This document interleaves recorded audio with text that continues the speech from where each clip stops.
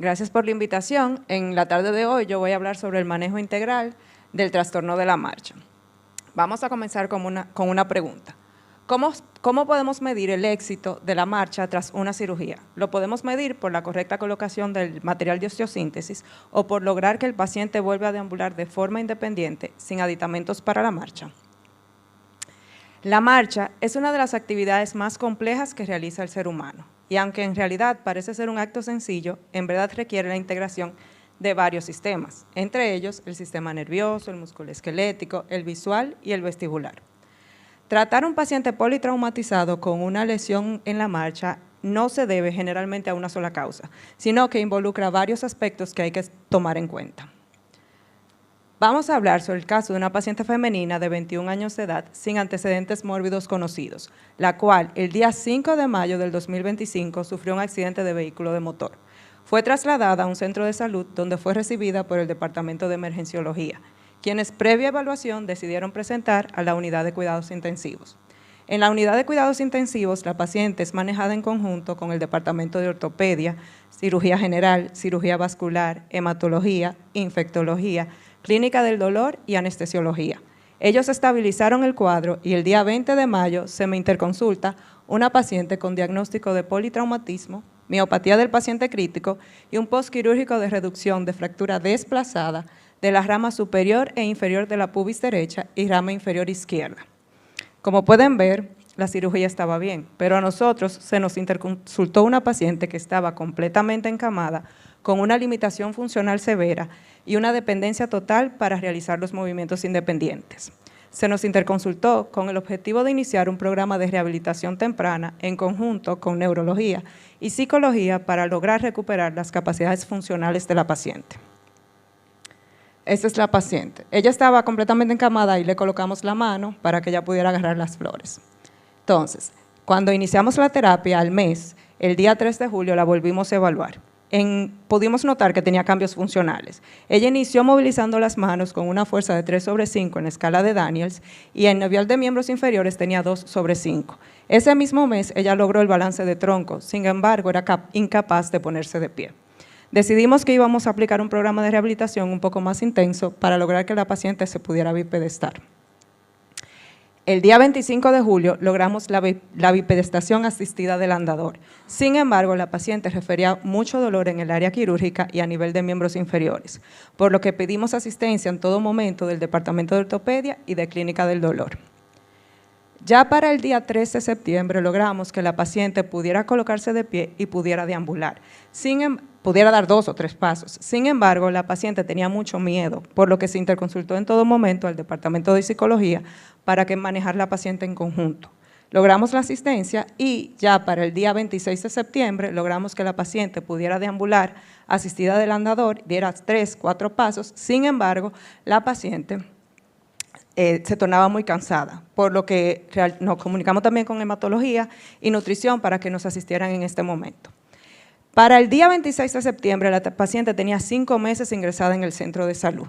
Como ya se había logrado estabilizar el cuadro completo, se decidió que la paciente iba a ser egresada, pero ella debía continuar con un tratamiento ambulatorio de forma estricta 3 a 4 veces a la semana durante un tiempo indefinido. Ya cuando la paciente estaba en la rehabilitación ambulatoria, logramos que tuviera una fuerza muscular suficiente para dar pedales a una bicicleta, para subir y bajar escaleras y para deambular en una barra paralela con obstáculos. Sin embargo, aunque la paciente podía caminar de forma independiente, tenía un importante trastorno para la marcha. Pero, ¿por qué la paciente continuaba con el trastorno de la marcha si ya habíamos hecho todo lo correspondiente?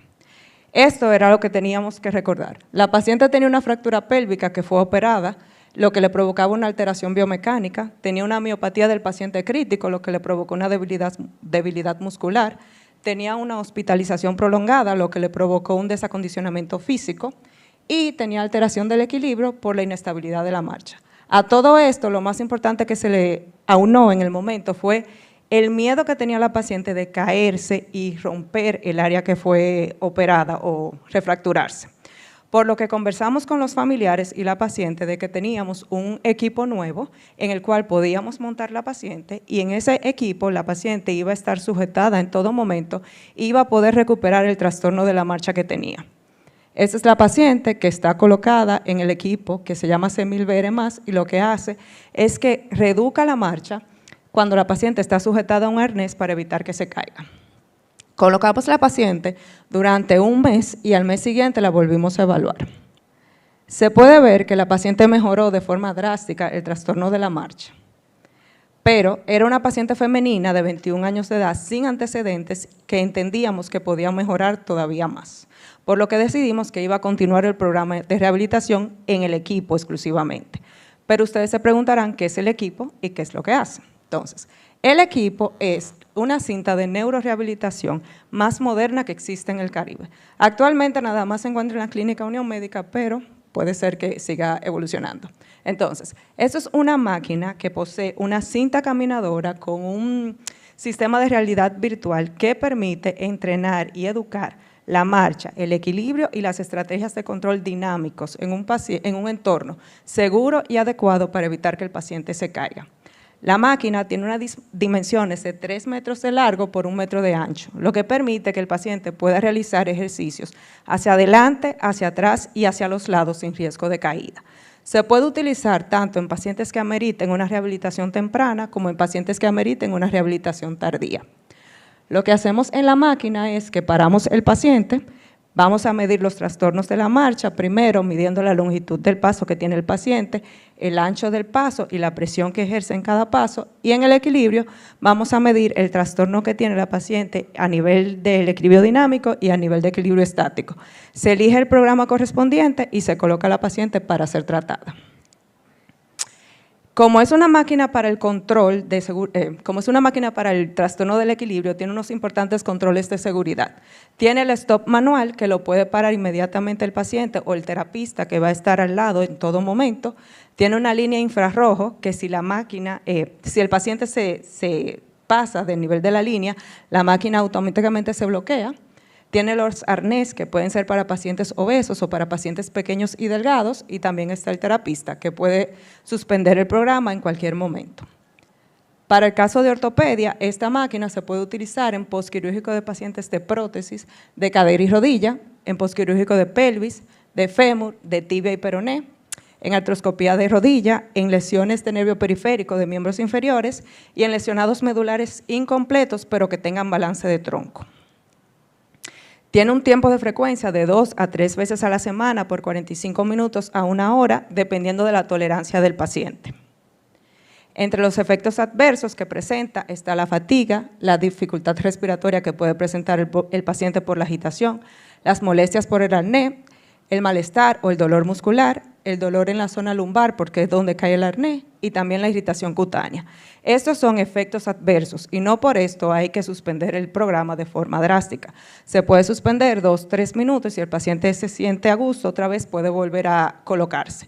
Sin embargo, sí tenemos contraindicaciones absolutas, que el paciente tenga un peso corporal mayor de 135 kilogramos o menor de 25 kilogramos porque no existen arnés para estos pesos, la altura que sea mayor de 195 centímetros o inferior a 100 centímetros y que la paciente esté embarazada.